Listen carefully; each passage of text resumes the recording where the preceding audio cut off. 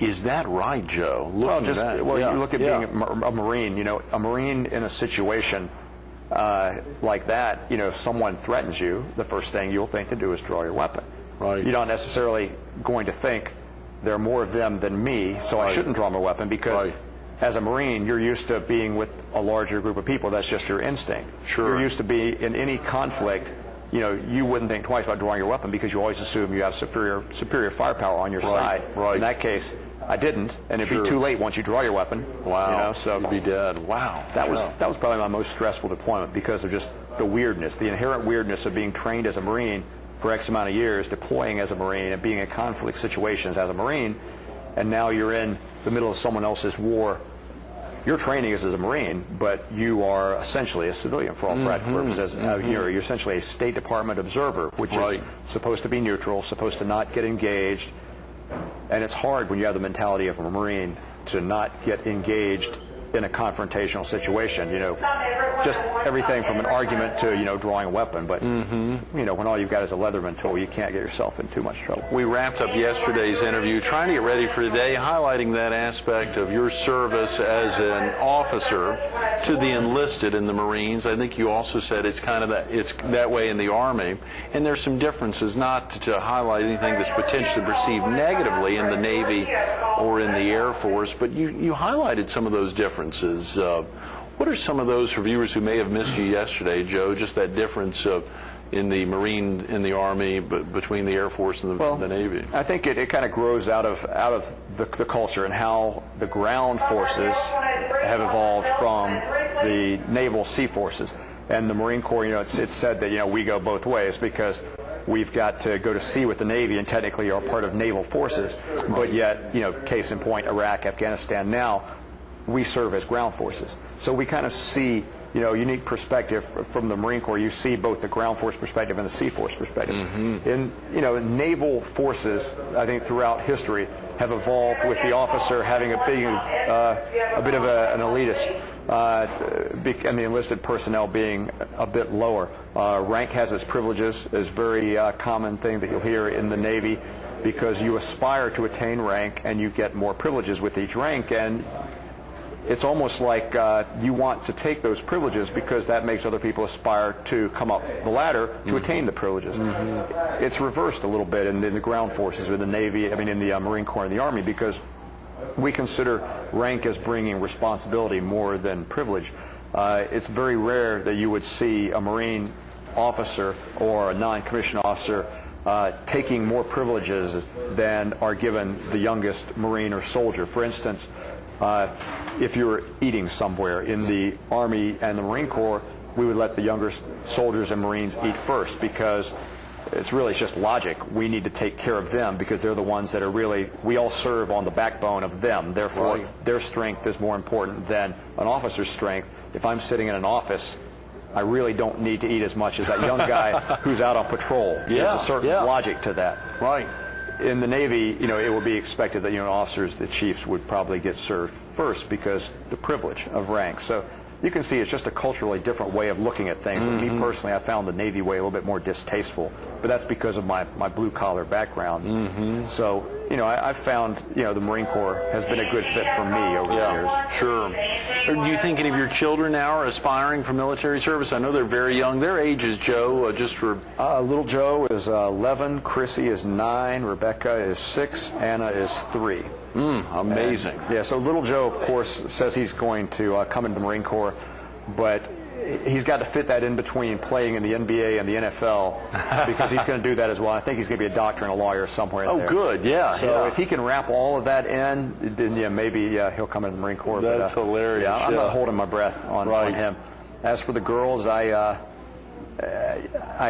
don't know if I advise, you know, my daughters to come into the Marine Corps. Are there any women in the Marine? Oh, quite a few. Quite a few. I can't quote you the exact percentage. But, I was, and I that's just because I don't know. I was thinking about when you were in ROTC there at Duke, if there were many women in the Navy ROTC who were thinking about breaking off. Do you remember back then during your 4 years at Duke? Actually, we did have one woman that chose to pursue a commission in the Marine Corps. and then at the last minute she bailed out and went to the Navy. I don't know. I think, I mean, you know, I got to watch what I'm saying. No, I was just thinking about even that 6 weeks at Officer Candidate School there in Quantico. I was just trying to think about those numbers. And, of course, you mentioned the Marines are a department of the Navy, or a department, or a separate... the men's department, yes. The men's department. You said, you better be careful. That's right. I'm going to lose some subscribers there all now. That's right. We've got about 5 minutes, Joe. I think we're running out of time. And, of course, this weekend you're heading back to Iraq.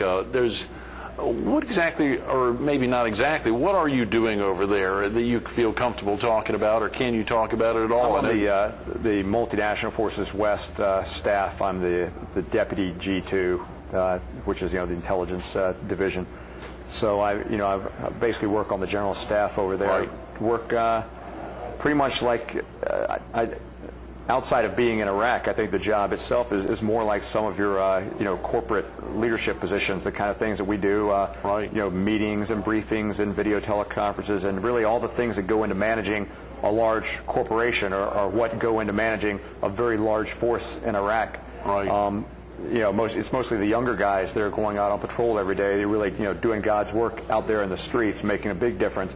And the rest of us, it's inherent on us to manage their efforts out there. Sure, and sure. some of management comes down to 15, 16 hours a day of email meetings, video teleconferences, and wow. A lot of the things that you might do wearing a coat and tie in the States. Really, it's some long, hard days, but we have made a lot of progress over there. I'm glad you're not wearing a coat and tie today, since you'll be putting it back on as soon as you go back to Iraq, and that is a long trip back. I know that that must be harrowing. Your next time back in the States will be, you expect, next June? No, or you'll probably back around Christmas Yeah, time? Early. I think after Christmas, probably after the New Year, sometime January or February. Right.